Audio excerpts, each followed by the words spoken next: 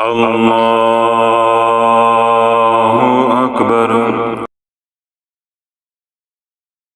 اللہم صلی علی محمد وعلی آل محمد۔ آخری سوال یہ ہے کہ پریشانیاں ہماری جان نہیں چھوڑ رہی، حضرت صاحب کوئی پریشانی کے لیے عمل بتا دیں۔ مجھے یاد پڑتا ہے رمضان المبارک کے آخری عشرے میں اسی طرح ملتا جلتا سوال تھا، تو میں نے اس کا تفصیل کے ساتھ جواب دیا تھا۔ دیکھیں اللہ والو، پریشانیاں ہمارے اوپر بھی ہیں، پریشانیاں ہمارے بعد جو آئیں گے ان کے اوپر بھی آئیں گی، اور پریشانیاں جو ہمارے سے پہلے گزر چکے ہیں ان کے اوپر بھی ہیں، پہلی بات۔ دوسری بات یہ ہے کہ ہماری پریشانیاں بہت کم ہیں جتنی پریشانیاں، تکلیفیں، مصیبتیں، بلائیں، وبائیں یا آزمائشیں اللہ والوں کے اوپر ہوتی ہیں۔ تیسری بات یہ ہے کہ جتنا بڑا ایمان اتنا بڑا امتحان، جتنا بڑا ایمان اتنا بڑا امتحان۔ انبیاء علیہ السلام کا ایمان سب سے بڑھ کر ہوتا ہے، اس لیے انبیاء علیہ السلام کے اوپر آزمائشیں بھی سب سے زیادہ آتی ہیں۔ اس کے بعد صالحین، اولیاء اللہ، ان کا ایمان دوسرے درجے کا ہوتا ہے، تو آزمائشیں بھی کم درجے کی، دوسرے درجے کی ہوتی ہیں۔ ہمارے اوپر جو پریشانیاں اور مصیبتیں آتی ہیں اللہ والو، ان کا تو صالحین کی آزمائشوں یا مصیبتوں کے ساتھ کوئی موازنہ ہی نہیں ہے، لیکن کیونکہ ہم ایمانی طور پہ بہت کمزور ہوتے ہیں تو ہمارے پاس تھوڑی سی بھی پریشانی آتی ہے تو وہ بہت بڑا ہمارے لیے وبال بن جاتی ہے، یا پریشانی کا، مصیبت کا یا غم کا ذریعہ بن جاتی ہے، اور ہم اس کے اندر اپنے آپ کو بے بس پاتے ہیں۔ ہوتا یہ ہے کہ ہماری پریشانی ختم اس لیے نہیں ہوتی کہ اللہ والو جب پریشانی کے اندر ہم بے صبری کا مظاہرہ کرتے ہیں۔ میں بڑا اہم نقطہ آپ کو دے رہا ہوں۔ جو لوگ یہ کہتے ہیں کہ ہماری پریشانی ختم نہیں ہوتی، ایک جاتی ہے تو دوسری آ جاتی ہے۔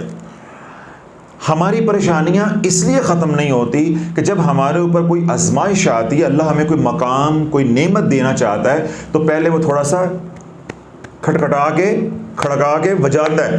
جب اللہ ہمیں تھوڑا سا بجاتا ہے تو ہم کیا ہوتا ہے، چیخ اٹھتے ہیں اور بے صبری کا مظاہرہ کرتے ہیں، تو رب اس پریشانی کو دور کر دیتا ہے۔ اللہ کہتا ہے چلو یہ نہیں ہے، 2-4 دن آرام کر لے، پھر نہیں دے دیں گے۔ دیکھیں یہ میرے ہاتھ میں 2 مارکر ہیں۔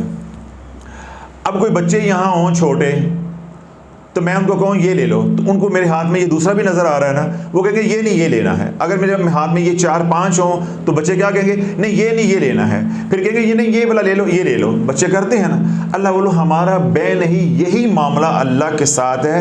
اللہ نے ہماری تقدیر میں جو تکلیفیں، پریشانیاں آنی ہیں وہ ہمارے سامنے رکھی ہیں، اور اللہ ایک بیچتا ہے، ہم کہتے ہیں نہیں اللہ مر گئے۔ اللہ کہتا کوئی بات نہیں، واپس دے دو، دوسری دے دیتے۔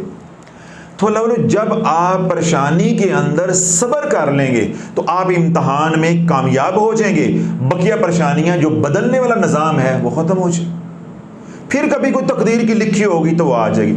یہ ہماری بے صبری ہے جو ہماری پریشانیاں بدلتی ہے، ختم نہیں ہوتی۔ یہی گھر گھر کا رونا ہے۔ جب وہ پریشانیاں بدلتی ہیں تو ہم کیا کہتے ہیں، ہمارے پہ جادو ہو گیا ہے۔ اور وہ پریشانیاں کیوں بدلتی ہیں؟ بے صبری کی وجہ سے۔ جیسے میں نے بچوں کے سامنے مارکر کیے، ان کو ایک دیا، پسند نہیں آیا، اور وہ بے صبر ہو رہے ہیں، نہیں مجھے وہ دیں، ضد کر رہے ہیں، رو رہے ہیں، کرانا، زمین پہ لیٹنا شروع کر دیا، تو میں نے کیا کہا، چلو وہ مجھے دے دو، یہ لے لو۔ منانا بھی تو ہے نا۔ تو اللہ اپنے بندے سے پیار کرتا ہے، اللہ نے اس کو مارنا تو نہیں ہے، ٹھیک ہے نا۔ اللہ نے بندے کو منانا بھی تو ہے نا، اس کو مطمئن بھی تو کرنا ہے نا۔ اللہ رب ہے، تو رب کیا کہتا ہے، چلو تجھے وہ اوکھا لگ رہا ہے نا، وہ مجھے دے دے، یہ لے لو۔ تو 4 دن بندہ کہتا ہے میری پریشانی ختم ہو گئی ہے، دوبارہ پریشانی شروع ہو جاتی، تو ہم کیا کہتے ہیں، جادو ہو گیا ہے۔ تو پہلی غلطی، پہلی ٹھوکر اللہ والو ہمیں یہاں پہ لگتی ہے کہ جب تکلیف آئی تو ہم نے صبر نہیں کیا۔ دوسری ٹھوکر ہمیں کہاں سے لگتی ہے کہ جب ہمارے اوپر پریشانی آئی، مصیبت آئی، کوئی بیماری آ گئی، کوئی تکلیف آ گئی، تو ہم نے طریقہ کس کا دیکھنا ہے، نبی علیہ الصلوۃ والسلام کا، کہ میرے نبی کا طریقہ کیا ہے۔ جب آپ کے اوپر پریشانیاں آئیں، مصیبتیں آئیں، تو آپ نے کون سا راستہ اختیار کیا؟ جب ہم وہ والا راستہ اختیار نہیں کریں گے، کوئی اور راستہ اختیار کریں گے، اپنے بابے کا، اپنے مرشد کا، اپنے کسی رسالے کا، کسی کتاب کا، کوئی اور وظیفہ ہے، کوئی اور کام شروع کر دیں گے، تو اللہ بولو یہ سارا کچھ اپنی جگہ پہ معتبر ہے، لیکن اس کے ساتھ کامیابی مشروط نہیں ہے، یہ شرطیہ کامیابی ادھر نہیں ہے۔ نبی علیہ السلام کا راستہ جو ہے وہ کامیابی ہی کامیابی والا راستہ ہے۔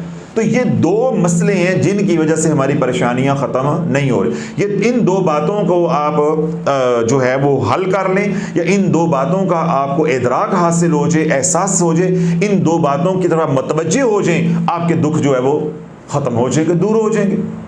کہ جب بھی کوئی پریشانی آئی تو میں نے کس کا طریقہ دیکھنا ہے؟ نبی علیہ السلام کا۔ اور پہلا کیا ہے کہ پریشانی پہ واویلا نہیں کرنا، میں نے صبر کرنا ہے۔ اب آپ دیکھیں مختصر سی بات، حضور علیہ السلام کی حیات مبارکہ کسی بھی مؤلف کی لکھی ہوئی کتاب پڑھیں سیرت النبی، تو آپ خود یہ رائے دینے پہ مجبور ہو جائیں گے کہ اللہ کے نبی علیہ السلام کی حیات مبارکہ میں یا آپ کی زندگی مبارک میں دکھ زیادہ ہیں، سکھ کم ہے۔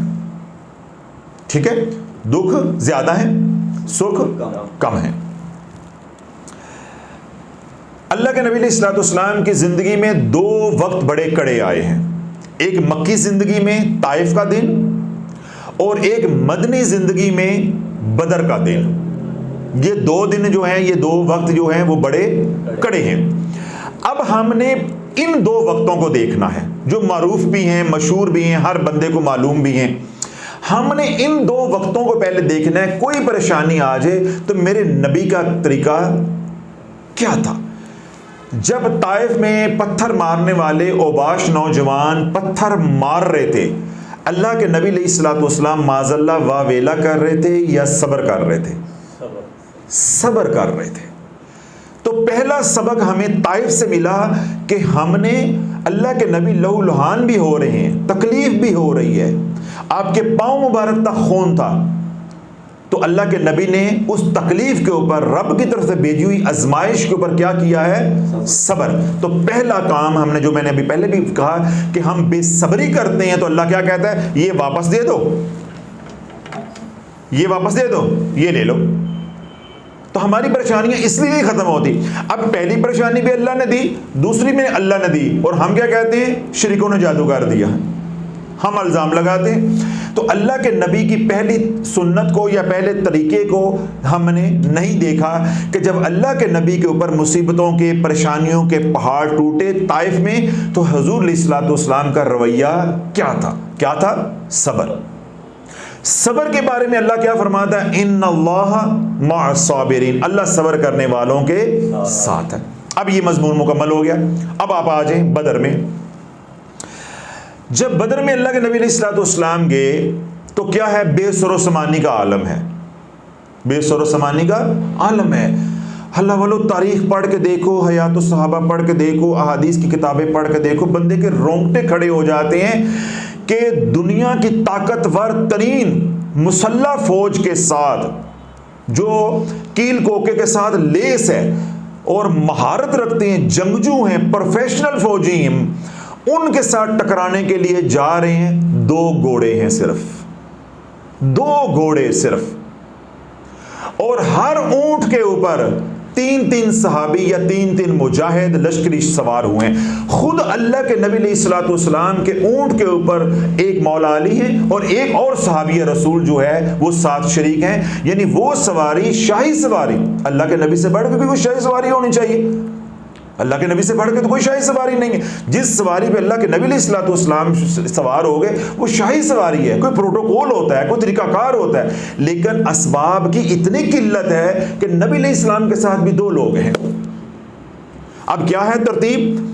کچھ فاصلے کے لیے ایک صحابی چلتے ہیں، پھر دو بیٹھتے ہیں، پھر مولا علی چلتے ہیں، پھر دو بیٹھتے ہیں، پھر تیسری باری پہ حضور علیہ السلام چلتے ہیں تو دو صحابی غلام جو ہے وہ اونٹ پہ سوار رہتے ہیں۔ اس طریقے سے مدینے سے بدر تک کا سفر جو ہے وہ طے ہوا۔ جب وہاں پہنچے ایسے بے سر و سمانی کے عالم میں، تو اللہ کے نبی علیہ السلام نے اپنا سر مبارک سجدے میں رکھ گئے تو دعا کی، یا حیو یا قیوم برحمتی کا استغیث، یا حیو یا قیوم برحمتک استغیث، یا حی یا قیوم برحمتک استغیث۔ حضرت سیدنا انس بن مالک رضی اللہ تعالیٰ عنہ روایت کرتے ہیں کہ حضور علیہ الصلوۃ والسلام کو زندگی میں جب بھی کوئی غم آیا، جب بھی کوئی پریشانی آئی، جب بھی کوئی تکلیف آئی، باہر سے یا اندر سے، بیرونی خارجی ہے اندرونی ہے، جس طرح کی کوئی مصیبت آئی ہے صحابہ کے اندر سے یا صحابہ کے ساتھ کسی نے ظلم کیا اس سے یا دین کے حوالے سے کوئی تکلیف آئی ہے یا آسمان سے کوئی بلا نازل ہوئی ہے، تو اللہ کے نبی علیہ الصلوۃ والسلام کا طریقہ کیا تھا؟ یا حی یا قیوم برحمتک استغیث۔ پہلی تعلیم ہم نے کہاں سے اٹھانی ہے؟ طائف سے، صبر۔ اور دوسرا کیا ہے؟ مدد۔ پہلا کیا ہے؟ صبر، دوسرا کیا ہے؟ دعا، اللہ سے مدد طلب کرنی ہے۔ اللہ والو جب یہ دو طریقے جو اللہ کے نبی نے بتائے ہیں ان پہ نہیں آؤ گے، قیامت تک تیری پریشانیاں نہیں ختم ہو سکتی، کسی ورد وظیفے کے ساتھ، کسی ورد وظیفے کے ساتھ۔ میں نے آپ کو دلیل کے ساتھ یہ بات سمجھائی ہے کہ ان دو کڑے وقتوں سے کڑا وقت نہیں ہے جو نبی علیہ السلام پہ آئے، تو امتی پہ تو یہ وقت آ ہی نہیں سکتے۔ تو وہ دو وقت یا وہ دو کڑی آزمائشیں کس طرح ٹلی ہیں؟ صبر اور اللہ سے مدد۔ تو ہم کیا کرتے ہیں؟ تکلیف آ گئی تو صبح دربار پہ چل پڑے چادر چڑھانے کے لیے، صبح دادا صاحب چلے گئے دیگ دینے کے لیے، تکلیف آ گئی پیروں کے پاس چلے گئے تعویذ لینے کے لیے۔ بھائی صبر کرو اور اللہ سے مانگو، اور اپنے مقام پہ رہتے ہوئے صدقہ خیرات کرو، گناہوں کی معافی مانگو، صدقہ خیرات کرو اور اللہ سے مدد طلب کرو۔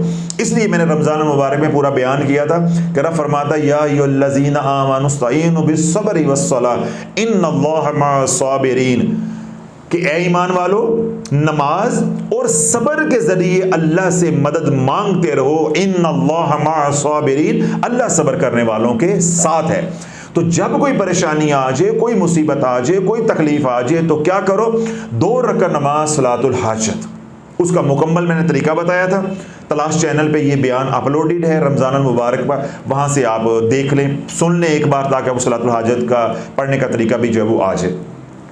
کوئی پریشانی ہے، گھر میں بچیوں کے رشتے نہیں ہو رہے، گھر میں بیماری ہے، گھر میں بچے لڑتے ہیں، گھر میں روزگار کی تنگی ہے، گھر میں افراتفری ہے، بدتفاقی ہے، یا اور دیگر مسائل ہیں، کسی قسم کی کوئی حاجت ہے یا کسی قسم کی کوئی پریشانی ہے، تو پہلا کام ہم کیا کریں گے جو اللہ کے نبی نے طائف میں تعلیم فرمایا امت کو؟ صبر۔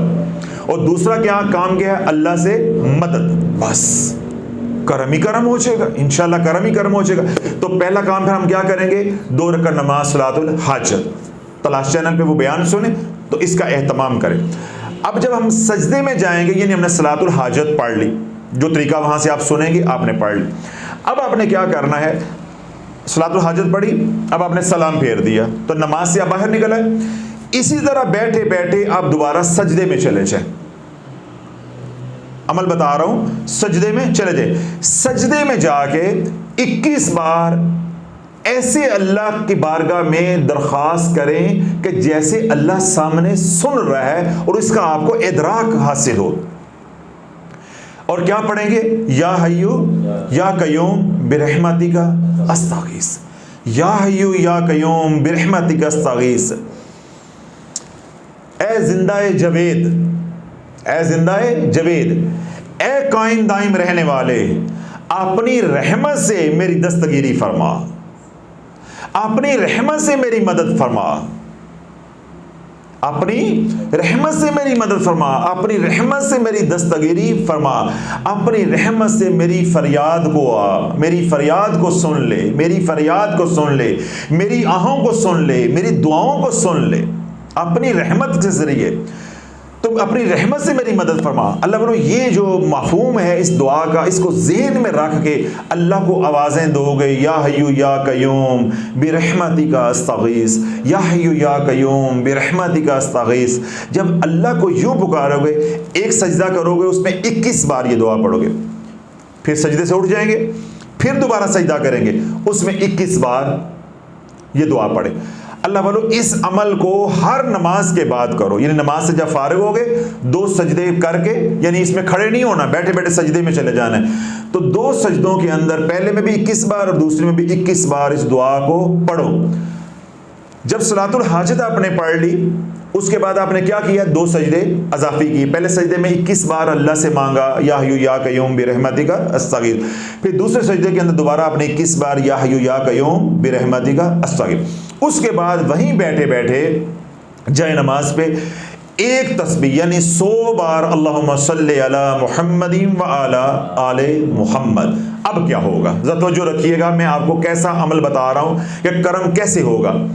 حضرت عامر بن ربیعہ رضی اللہ تعالی عنہ روایت کرتے ہیں کہ حضور علیہ الصلوۃ والسلام نے ارشاد فرمایا کہ جب کوئی درود پڑھتا ہے مجھ پر تو آسمان کے فرشتے اس کے لیے دعائے رحمت کرتے ہیں۔ جب کوئی مجھ پہ درود پڑھتا ہے تو آسمان کے فرشتے اس کے لیے دعائے رحمت کرتے ہیں، استغفار کرتے ہیں۔